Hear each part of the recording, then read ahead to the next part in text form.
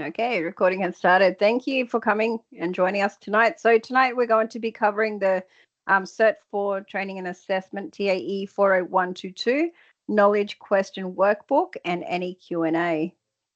So I am Jo. I've been facilitating training with HBA since around end of 2017. And so I'm qualified sufficiently enough to train this, to facilitate this session at least anyway. Alrighty, so welcome. We're going to cover units of competency, structure of the knowledge workbook, support channels that we have, and answer any specific questions and have a chat. So in the knowledge workbook, has everyone opened it up? This book is the book that never ends, correct? It feels like that, but you will you do get a lot out of it. As soon as you knock one question off, it feels a bit better, right? And then you knock a couple more off and you see that it's still going to keep coming, but it's going to be great at the end. Okay, you'll have a clear understanding of the units of competencies for sure. We're going to see about the clustered reduced duplication. So yeah, we'll clarify that information. Units addressed listed underneath each question. I'll show you where you can identify that. Knowledge evidence components of each unit of competency. 253 total. Okay. So where I was just saying, I'm going to clarify that in just a minute.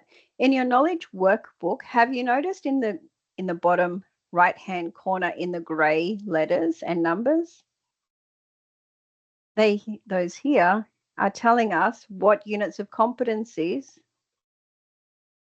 have been covered with this question. So question number 1, you're going to see it covers TAE DES 411, TAE DES 412, TAE PDD 401, TAE DEL 412, TAE ASS 412, and TAE ASS 413.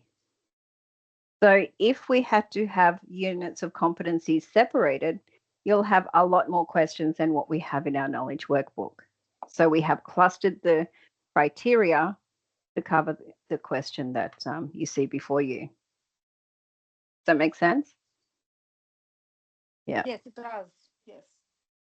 At first, it looks like a big question, right? But now you can understand why, because we're covering quite a few aspects of the criterias within those units of competency.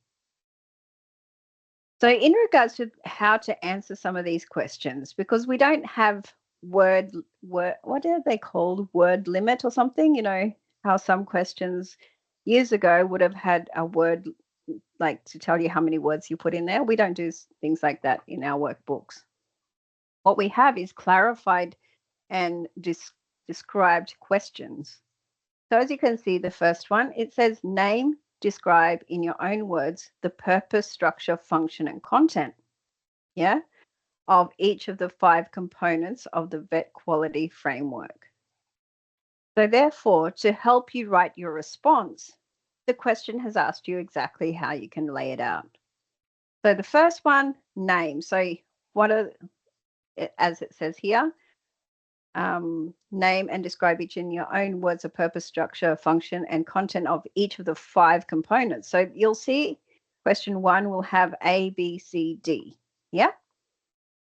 So therefore, what we're needing to see is name, one of the first one, the purpose of it, the structure of it, the function, and the content. Does that make sense? So a lot of people, yes, want to know, well, what do I write for the purpose? The purpose is pretty much the why. The structure and content is like what's in it. And then the function is how does it work? Does that make sense? Yes. Are there any questions or that's all right? No, good. It's pretty clear. Yep. Thank you. Yeah, well, good. Okay, so we understand where our resources are, right?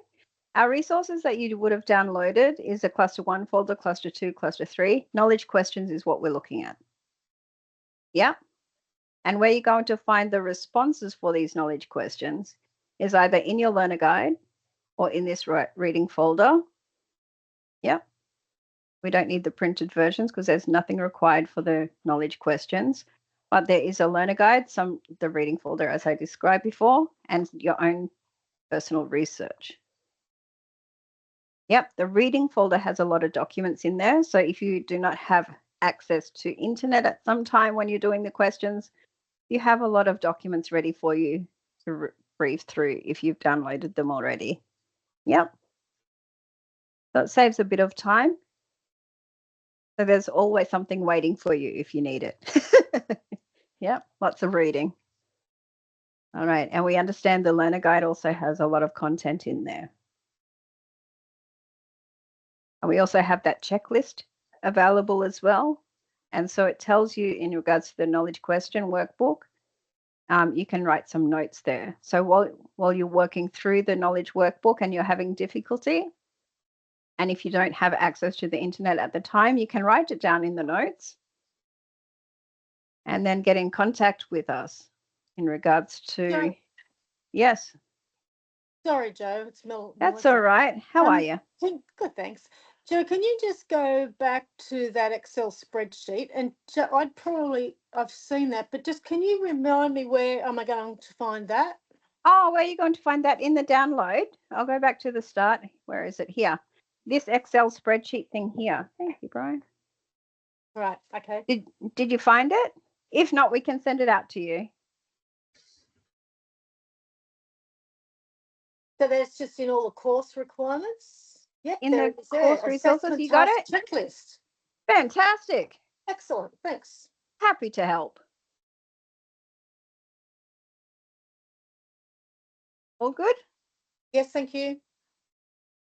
All righty. So there's a checklist that you can make notes down.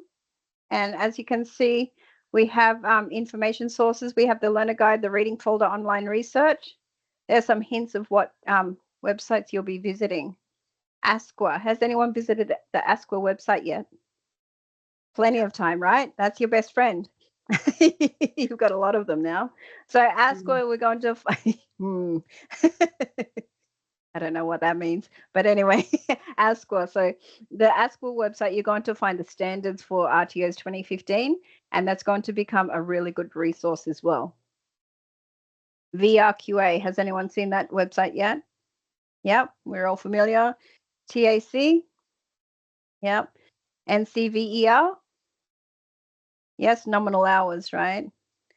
TGA, yep. I sound like a cool kid when I say TGA, huh? Okay. When training.gov.au first came out, when they took over the NTIS, yeah, we said, oh, wow, there's a shorter acronym now. This is nice. The good old TGA. Yeah. Okay, knowledge questions. So has anyone had a look through their section 1 in the knowledge workbook? Yes. Have you, and you've,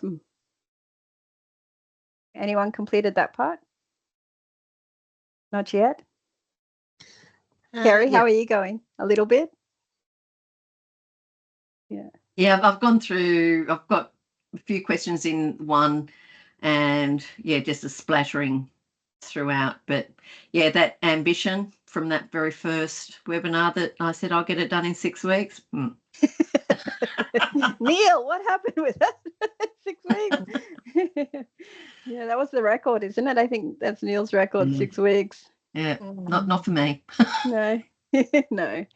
What about section 2? Anyone had a look through section 2? I've done the section 1. Oh, well done. Oh, well, I need to go back and probably make sure with the first one, 1.1, that I actually structure it like that so that I know I've got everything. It makes it easier to answer the question, doesn't it, when it's actually clarified what they're after in regards to the responses? Yeah. Section 2. Now, sorry, because I do You're have right. questions. I've Absolutely. for you. So, as you can, like, I find I'm actually doing this remotely. So I'm up so I haven't got great internet access. And unfortunately for the first week, for cluster one, I dropped out a couple of times and I was offline. But so I've just got some points that I wanted to ask. When you talk about your learner group and the characteristics, I'm pretty sure I know what it is, but I don't know where you actually find those. Or do you just make it up? Like, how do they determine if I've got to do learner group or characteristics? Is it just for the cohort you'll be facilitating, or is there Absolutely. something there? That's the group that you'll be facilitating to. Right. What are your learner cohort learner characteristics? Because that's what's going to help us understand why you've developed or why you're facilitating in whichever way you're doing. So if we were facilitating to people new to the industry, whatever topic we're discussing, we're going to start off with very foundational information, correct? Yes. If they were advanced, then we're going to step it up quite a bit. Yep. Yep. Yeah. And in that 1.11, which is where that's from, because there's lots of information, and sometimes I get muddled up as to where you actually find what. So with your training and your learning needs, where are you going? Where am I going to find that? Training Or do needs. Yeah. So One sec. I'm just going to bring up the question so I can see it. Yeah. Thank you. It's 1.11, and it's section D. Okay, this one here. D. Training Yes. needs. Yeah. Yes. Okay. I'm just going to throw a really weird suggestion out here, okay, about making instant cup of coffee. Okay. It's not really a unit of competency. It's not a qualification, but I'm making it up. Okay. There is a real qualification of making instant coffee. Okay. And my learner characteristics are high schoolers. Yep. They're just coming out of high school. They're going to learn, they're going to do their qualification on making instant coffee. Magical qualification it will be, right? So making this instant making instant coffee. So learner group will be, I don't know, there might be 4 of them. 4 learners just finished high school, no work experience. Yep. So they're starting very fresh, right? So their literacy levels are quite sufficient to complete the course. There's, I don't know, some people like to say if there's 2 male, 2 female, or whatever they want to say in there. Yes. The industry sector will be hospitality. Work roles will be working in a kitchen in the retirement home. Training, learning needs. So what are they going to learn to need? What are their learning needs, do you think? They're going to need. So yeah. that's where you look at what their literacy. We're going to look. Is that what it is? We're going to look at the holistic approach of what the content of the training will be. So their learning need will be they're going to learn to need a bit of safety in regards to water temperatures and things like that. Oh, okay. Is that right? A bit of communication.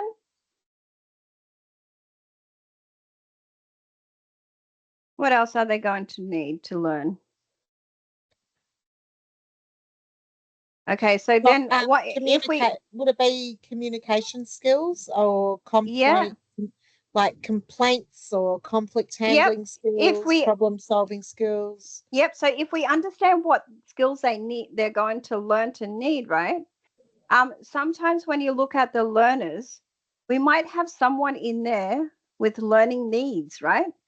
So there's going to be all of this stuff that the training needs that they're going to need, right? But what are the learning needs of that cohort?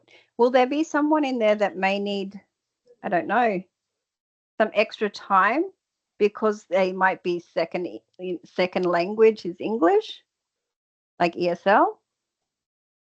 Yeah. You have to determine their reading ability as well. In that aspect. Absolutely. So whether or not they can read instructions or follow safety protocols. because we know there's safety in there, right? And so they're going to need to learn to read. They're going to need to understand, how to read and so forth. So maybe reading may be a bit of an issue. So the learning need then will be quite sufficient, quite needed, isn't it? So maybe one of the learners may have some reading difficulties.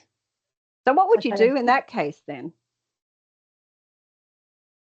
You'd have to try and develop a program that would reach out and determine what the student's capabilities are from the beginning, from the outset. Yeah. How do we do that? By interviewing them? Yeah, having an interview, having a chat, interview. How else can you do that? Maybe try a skills test. Yeah, they can do a skills test, absolutely. Demonstration. Yeah, they'll probably do the demonstration when you're face to face, but sometimes when they're not there yet, we can do an interview. We can do a skills test, and so that's when we're going to understand where they're at, right? But in regards to the training, what foundation skills are required for the qualification that they're going to be doing here? Does anyone remember what foundation skills are? Yeah, the core skills. Yeah. What are they? Yeah, the numeracy, literacy. To be able to read, write, yeah. Read, write. What else is and another engage one? with technology. Yeah. Numeracy and engage digital. with technology. Yeah, engage with technology is a foundation skill. Read, write, numeracy. So foundation skills are, remember, the core skills, and employability skills. Reading, writing, oral communication, numeracy, digital literacy. Oh, you can read well, okay, and as well as the employability skills as well, right? Yeah. That make up the foundation skills. Yep. So then we need to understand what sort of employability skill, what foundation skills are required. And do we understand what a qualification is? Yep. Yeah. Where do we find qualification? Well, you look for them in the in that training website. CTA. Yeah, absolutely. Yeah. And then you look them up, and then that will put in your unit of competency, and then it will go down and it will show you core skills and your electives, and then all the other information that you need to match it against to get that qualification. You've got it. Because a qualification will tell you how many core units to look into, how many electives are needing to be chosen. And so if the qualification has elective units numbered, like if there's 15 elective units that must be chosen, when you're having a look through the training.gov.au, it's going to list more than 15 elective units, aren't they? So would it be sufficient to copy and paste all of them and chuck it in here? No. It's not asking for all of the units. It's asking for the chosen electives, right? So we need to, just like what you said, follow the packaging rules. Absolutely. Because the packaging rules will sometimes tell you can only have this many from this group and this many from that group to make up the specialized qualification, if that's what you are needing to do. Yeah? Yes. Any other questions with this question here at all? Gotcha. So we have section 1, section 2. We have section 3, which is learning and design. Is anyone doing those section 3? I'm not yet. Not yet. Deborah, you're all over it. Section 4? No, I don't feel like it, but yes, I am up to section 3. Section 3, well done. And then section 4 is about learning delivery. Section 5 is assessment. Section 6 is administration. Section 7 is work health safety. So far, so good? Yeah. Is anyone jumping around the different sections within the knowledge workbook? Yeah. It helps us get through sometimes, doesn't it? Leave that one for later on. Yes. I followed the recommendation from Belinda. She said work from 7 back to 1, and then you get the long ones out of the way first. Oh, that's a clever idea. That's a clever idea. Has anyone used our support channels that we have? We have learner support phone number. So if you contact head office will generally pass that through to an assessor that is not currently facilitating. Because it's really strange, but this is our busiest time of the year. I don't know why. I think Neil's just doing too much of a good job, keeping us all very busy. Yes. So lots of courses going ahead. So we're all very, very busy. Or emailing assess@hba.edu.au. Then your email will go to the facilitator that's not currently training. Has anyone referred to the forums before? Yes, I have. I found them very useful. Yeah. A lot of good questions in there, isn't there? Yeah, there is. And it really helps you find the right answers too, which is great. Yeah. And sometimes even if you're not understanding the responses, then you can ask, the question in a different way and, maybe there'll be another response. Learner forums, we have learner resources. We have tutorials. We have the option to upgrade to blended. If you have not used our forums before, it's just on the website. If you click onto Support Center, if anyone has not done this is a really good, easy way to get onto the forums. On the website, we click on Support Center, and then this screen will pop up. And then we click on to Training and Assessment Forums. And then this screen will pop up. And we put in our username and our password, and that would have been emailed to you when you first enrolled. And then click on to log in.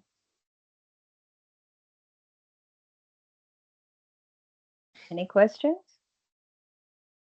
No. No? Everyone seems very quiet tonight, don't they? Okay. Well, that's the end. Okay, so in the knowledge question workbook, Kerry, you had some questions in section 1. I think it's just I've got to go back and go through it again. Yeah, like even just going through that, I'm like, oh my gosh, that was one of the questions that we had to do in one of our clusters. So, it's a matter of doing that, and like I know, like section 5 assessments, like cluster 3. And I think cluster 2 was 2, 3, and 4. Is that right? Or cluster 2? Cluster 2 is delivery, but we all do refer to the design as well. Yeah. So, but just putting, because I think Neil mentioned, I can't remember, was to do with cluster 2 and vocationals. Definitely, section 1's definitely got to do with cluster 1. Yes. Yeah. Cluster 1, pretty much. Yeah, there's a lot of content in the first week, isn't there? In cluster 1. Yes. Yeah. So we cover a lot of the VET, the employability skills, and we talk about the design as well. Yes. Yeah. So no, but I think just going through. And then going to use those forums, which I hadn't looked at. So yeah, it's really interesting, Kerry, when you have a look through the questions there. It helps you. Yeah, completely forgot about them. Yeah, it's useful. Yeah. Thanks. Sandy, how are you going? Denise, you have a call? You have a question? Yes, I do, Jo. There's question 3.13. It's talking about sustainability considerations when designing vocational training. That totally confused me because everything I could find was sort of talking about way in the future, preparing for things. I wasn't sure where to look for that even. Okay, let's have a look. 3.13. Yeah, 3.13. 3.13. Okay. Describe in your own words sustainability considerations when designing vocational training.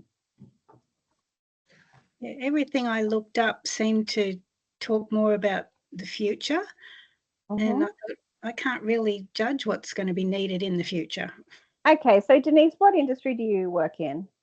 Well, I'm with the Australian Volunteer Coast Guard. Coast Guarding. Okay, so when there's some training in your industry, Yeah. what sort of resources are they using? Are they using paper or are they using online? Are they using? No, we do PowerPoints and Yes, a lot of PowerPoint? questions and answers, like multiple choice questions. Multiple. They have to answer the questions from the PowerPoints we do, and then we On do a lot of paper, practice. or is it on paper? They Yeah. are using paper. Yes. So do you think in the future they could change to something else instead of using paper? All right. Yes. Yeah. Is that part of sustainability? Yeah. So that's one way of looking at the big idea. So describe in your own words sustainability considerations when designing vacational training. So we're looking at, the resources that you're using. What could we do to assist with sustainability? What else is another thing that we need to look at in regards to resources that we use? Accessibility. Accessibility, yeah, is another thing, isn't it? Yeah, so if you create an online repository, so I work in a banking sector, and we used to have called a knowledge bank, like a knowledge system, and we used to create documents, and so it's easy to do version control. Any updates or anything, so we know that what we had previously, and after the legislation change, what we have. So, and also anybody can access it. Yeah. Accessibility is huge, isn't it? Yeah.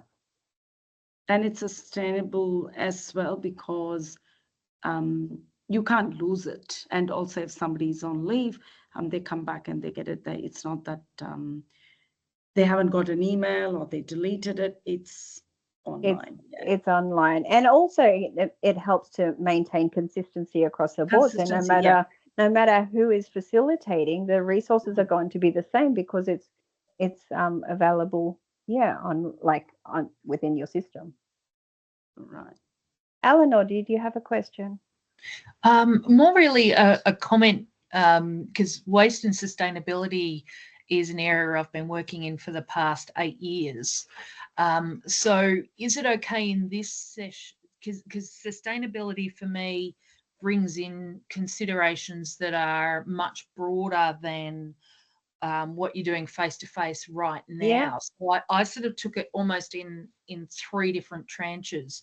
One was the environmental, which is about making it sustainable to deliver this course right now. So no paper, switching off lights in rooms, heating appropriately, that sort of thing. But also things like making the learning sustainable for the learners. So you don't have lots of big chunks of really heavy information late in the afternoon. You break it up small throughout the day, and also then bringing in that industry alignment. Sorry, my cat loves to show his my meetings.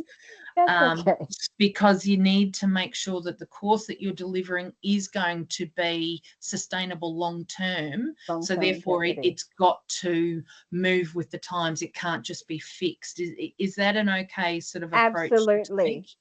Absolutely, because we need to make sure it can be maintained as well, right? So if there's any little, glitches we can tidy up, then we can easily make those changes instead of starting all over again. Absolutely. Because that then ties into, there was a question I was just answering then, I think it was down at number 6 somewhere, or I get something about why would industry be good for, no, it must have been in 5.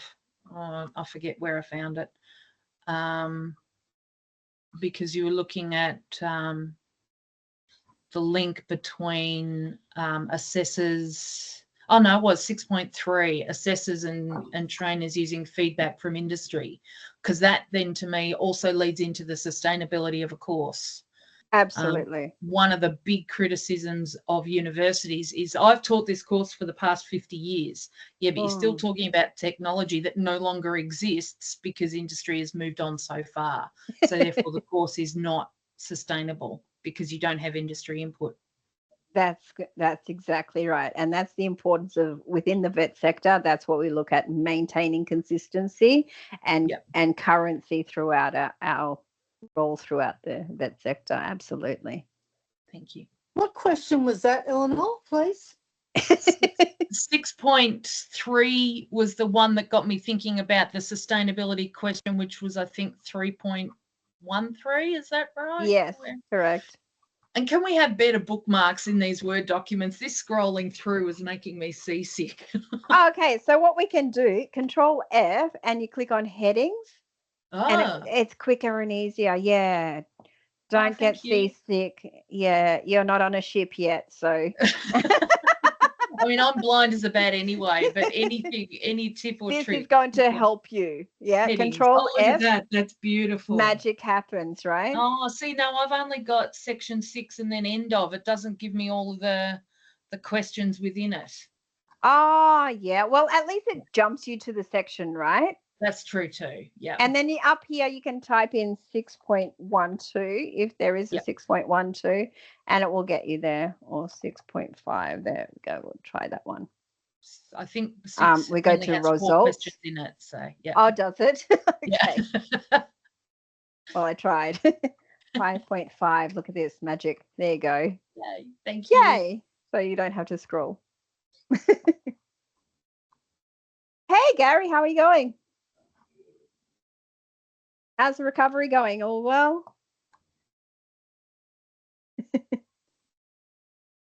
We cannot hear you.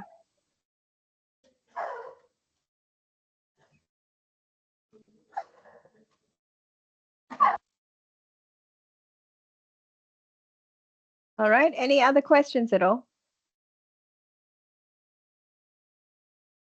Yeah, I've actually got one. If we go back to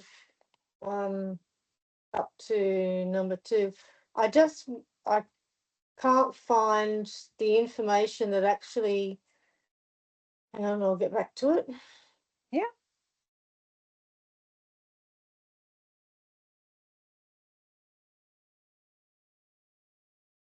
Now it's question 2.2. So the Australian Employability Skills Framework. Oh, yeah. But B, the Australian Core Skills for Work Framework. Yeah. I can't find anything on that. Okay. So we need to describe in your own words the nature. So again, this is one of those tricky questions, right? It's telling you what it wants. Nature, purpose, and structure. Yeah. So the Australian Employability Skills Framework. So if you can find information what that is, describe what the Australian Employability Skills Framework is. Yes. The ACSF. And sorry, I was wrong. Employability Skills Framework. So do some Googling on that one, or have a look through the learner guide. Yep, I've got that one. Yep. And then again in the CSFW, Australian Core Skills for Work Framework. So we're needing to do some research, understand what they do, what the nature is of that, what the purpose is, and what the structure is. Like how is it built up? How is it put together? Okay. Yeah. Yes, thank you. That's all right. It's nice when the questions is like this. I think, yeah, it's easy to follow. Any other questions at all? Gary. Hi. I just for volume with the answers, because I know you're saying like we don't have to write much. If a shorter answer but it answers the question, is that sufficient, or are you better off going with more to be sure? Just make sure you've read the question. So if the question is saying describe in your own words and then it tells you what sort of information it wants, follow that direction. All right. Yeah. But if it's not saying all of that, what is the nature, purpose, and structure, then yeah, if you've answered the question with a short response, then as long as it's covered the criteria of what it's trying to aim at, yeah. Thank you. Yeah.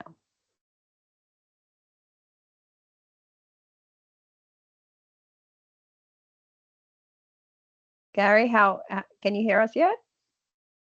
How's your questions going?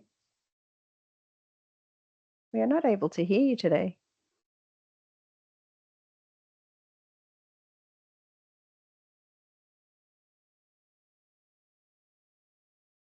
Any questions at all?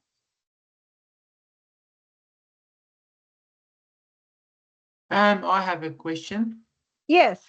Every sections mentions that use the TAE40122 learner guide and results, and then it asks that you list any external references. So in my questions that I did not get the answer from the learner guide, I have just on the end of the paragraph, I then mentioned external resources and then the link to where I got it. Is that acceptable? Absolutely. That is wonderful. And am I understanding it correctly? I only do that if it's external. If it comes out of the learner guide, I don't have to make reference to where I got the answer from? That's correct. And a lot of them are in your own words anyway, so okay, that will be fine. Thank you. All good.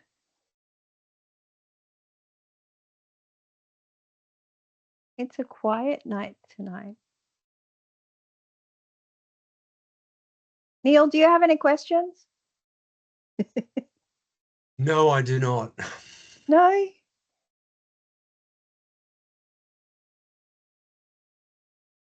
I'm glad Tim left his camera off still, so we're happy.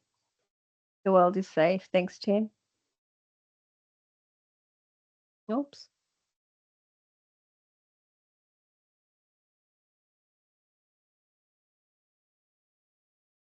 So far, so good. Any other questions? Only so these sessions, are they every fortnight? This is my last session, so there'll be another facilitator facilitating the next session. Neil, if you can answer that question, because I'm not too sure what the go is for our next round. Yeah, we'll schedule them within the next couple of days, and we'll send out notification to all of our enrolled learners to let them know the registration links and who's going to be taking that one. I need a volunteer. Does anyone want to volunteer? No? If it's fun, I will do it. No, you've just had a turn. You're all good. Oh, I'm all good. Yeah. Looks like it might be you, Neil. It might be me. It's a safer I think option. I'm up for the next one. Oh, please, Oh, Neil, cool. I think. Oh, Tim. Excellent. Love your work. Oh, thank Might you. be me. Tim's our compliance manager. He's the best possible person to be taking these sessions. Yes. Not sure if that's true. I'm old, I'm jilted. Oh, dear. Cranky. Oh, dear. Maybe I am the right person, actually. Yeah. You'll be fine. Someone's just going to need to tell me what I'm doing first, though. Now, we'll get that information out within the next couple of days. We'll reset the agenda, and it will probably be start again in probably 3 weeks from now. Okay. Start the cycle over again. So cluster 1, 2, then 3, and then knowledge questions at the end. Good. Okay. Thank you. I'm new to all this and I've just started. This is my first webinar, so. We'll get that to you, Sandy. You'll get some. We've also sent out video links to all of the registered participants on the following day. So if you can't make it for some reason, you will get access to the video as well. Great, thank you. No worries. So Neil, is it every fortnight or every week? It's fortnightly, but we usually have a week's break in between because most of our trainers show up for this, and we want to give them a little bit of a break, Samarthi. Yeah, sure. No. But we will get to it as soon as possible. There's a couple of questions in the chat, Joe. Oh, is there? Sorry. Yeah. I haven't checked. I apologize. Okay, external. Hi, I have a question for the task 3.5. Okay, let's have a look. 3.5. That's the moderation, I believe. Oh, the activity task. I think it might be. Yeah. Okay. 3.5. So that was from cluster 3. It will be. Yeah. Okay. So in cluster 3, 3.5. Yeah. Yeah. The assessment decisions. Yeah. So Yeah. the assessment decisions, that what we're referring to is in the resources. You would have had a look at your task 3.5 assessment decisions into this folder here. In that folder there, I'm just going to bring one up.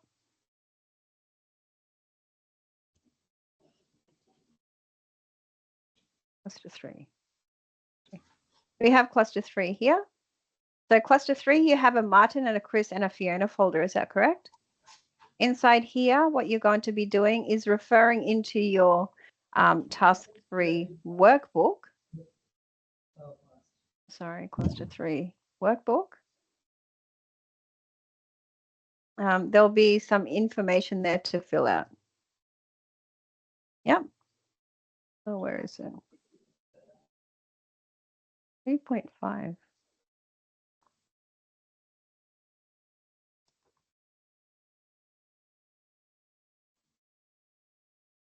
It must be going crazy. No, that's so the question was, we have to provide, do we have to provide the action plan? As task 3.5 ends after the recommendation, please advise. With any of these validations or moderation decisions, we'll make recommendations if it's been given to us as an assessor to review. But generally, it'll go to someone like our compliance manager, Tim, who's sitting in the background there, and he'll take that on board. It'll generally be a compliance job as to what the action plan is that comes out of that validation. Would I be right there, Tim? Right on the money. Yep. Yep. So you don't need to worry about the action plan. You just put your findings in there and what you would recommend. We always, as managers in the RTO, we prefer getting solutions from our people than being given problems. Yes. So if you put a recommendation in there as to what you think should be done, and then that goes to compliance and they'll go, yes, that's a great idea, or no, I think we should do something different. And ideally it needs to extend a little bit further than that's a nice font, or I like the pictures. Yeah. It needs to be something which is detailed, and particularly detailed around the principles of assessment and the rules of evidence. And you'll find if you really get into that, ideally, you'll be able to come up, every time you'll be able to come up with some form of recommendation or something that you've found that might need some form of improvement. I hope that works. TAE40122. Sorry, I can't use your name, but I can only use what we've got on the chat. Oh, we have another cat. It's a cat show, really, isn't it? Oh, mine's annoying me as well. And we had another one from Eleanor. What's the current turnaround time for receiving assessment backs? It's generally 14 business days. It depends on the workload of our assessors at the moment. I'm the worst culprit at the moment. Mine's sitting at about 20 days, but everyone else is down around that 14 days or less at the moment. Mine is less, but yeah, big bragger. motor. I know. Get to do something. All righty. Any other questions?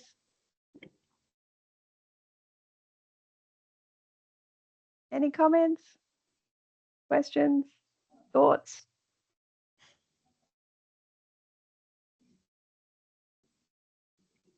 Looks like you get an early mark, Joe.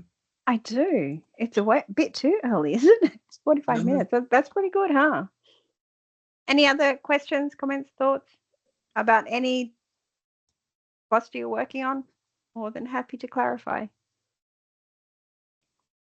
No, thank you, Joe. It was a great session. I haven't started on actually answering these questions. I was waiting for the assessments in the clusters. So yes. On cluster 3 finish. So I want to do all those before I start all the question. tasks. Yeah. Because sometimes we did look at a couple of them last week. Yes. But Thank you. only a Yes. broad overview. And Yes. hopefully Joe's comments backed up all the stuff I told the group. Definitely, yes. Definitely. So I've done like 3 or 4, not much, but it's a great session. I've been making notes. Yeah. Oh, good. Yeah. Doing the tasks is really, I enjoy doing the tasks. The questions do help us, bind that information into our minds so we understand how the whole process works within the whole vet sector. It's quite interesting. Yes. Denise, do you have a question? Yes, I'll try again, Joe. Sorry, I am having trouble with my computer. I thought we had to do the questions and the knowledge questions and the cluster 1 and send that all in at once. Is that right? Okay, so what we do recommend you start the questions just to get the foundations and the terminology, clarified in your mind before you get into the tasks, because sometimes the terminology that is used in the workbooks, in the cluster 1 workbook, cluster 2, it's sometimes a bit too confusing. So we do recommend that you start doing the questions. While you're doing the questions, you can be doing the tasks at the same, like start your clusters at the same time and work it consecutively. My words are not here. I've had a long day, let me tell you. So I understand. Yeah, I have started doing the questions, but now I've sort of done about half of them, so I'll start working on the cluster 1 now. Then I thought I had to do all the questions first and then do the rest. So, but just with what other people were saying, I'm thinking, oh, hang on. So, okay, I'm on the right track now. Then that's good. Yeah, wonderful. And so you've started cluster 1. Actually, I've done something for cluster 2 because they asked me to do something to do a training session. So I thought, well, I might just incorporate that into what I'm doing. So I had a look at cluster 2 because it was like a bit like a training. Yeah, it just fitted in cluster 2. Yeah. So, but I haven't, of course, I won't send that in yet till I'm ready up to that stage. So, So, but yeah, okay, I'll get that happening now. Then I know what to do. That's great. Yeah. Okay, thank you. All good, all good. Yeah, the questions do help us understand the terminology, doesn't it? When you're first entering into this sector, into the vet sector, the terminology and more acronyms. Yeah, you start your own. The acronyms did my head in, that's for sure. Wow. Yes. Okay, thank you. You're welcome. Any other questions? Yes, question. Good evening. Hello. It's Alia. How are you? Alia, well, yourself? Good, thank you. So again, I have question cluster 3. Yes. Yeah, so it's like same question, not the same question, but the same part, 3.5 for the post, not the post, hold it, assessment validation. Was it assessment validation? Something. Decision validation. Yeah, decision validation. Yeah. Yes. So I have gone through the assessment again, like the candidate workbook. And I did see that the comments are missing. I thought that they don't have to provide the feedback at under every section. Like if it's a practical section, do the assessor need to provide the comment under each section? I was thought that maybe just missing. You don't have to provide. For like Martin, if I go to the Martin files and see under the practical feedback, it was missing. So that's what I should be picking up. Yeah, absolutely. Absolutely. Because usually it's good practice to ensure you are delivering feedback, right? At the end of each assessment instrument. Remember, we have instruments and we have the assessment tool. The assessment tool is the overarching, the whole document. And the assessment instrument may be, the observation written questions, whatever it may be. Okay. So it's good practice to give feedback at the end of each assessment instrument, because if one person is satisfactory in the instrument, they're not competent overall, are they? They still are needing to complete the other assessment instrument that makes up that unit of competency. Yeah. One task is not going to be sufficient to say someone's competent. So we are needing to make sure that feedback is given. Okay. That's fine. Good. Okay, and just a quick question for the resubmission. I forgot, like, do I have to resubmit the whole book and just correct the part that I need to fix it, or should I just find the single part that needs to be fixed? Okay, when you're resubmitting on the cover page, yeah, I would strongly suggest resend the whole workbook, because then you don't have to cut and paste and everything. And make sure you update the submission date, like on the cover sheet. Just update the date on there.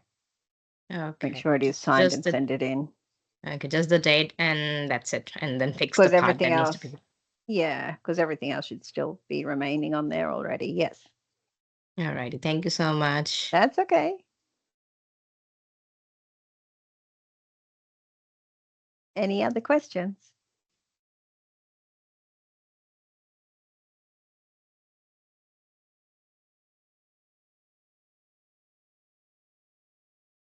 It's a quiet all night. Okay, I guess that's a wrap up then, Neil. Gary, your mic is not working today, is it? What to do? What to do? It's a wacky Wednesday. Goodness. Okay, if there's no other questions, comments, thoughts, feedback, we might wrap it up for tonight then. If your microphone wasn't working, just send an email through to assess@hba.edu.au and I'll answer it first thing tomorrow. Is it Gary that's microphone's not working? Yeah. If you do have any questions, please just send it through to Assess and we'll get onto it ASAP. Okay, thanks, Joe. Thank you, Melissa. Joe. Thanks for the joining us sessions. tonight. You're welcome. Thank You you. carry. Bye, Eleanor. Bye-bye. Yeah, Bye. bye, Sandy. Thank you. You're welcome.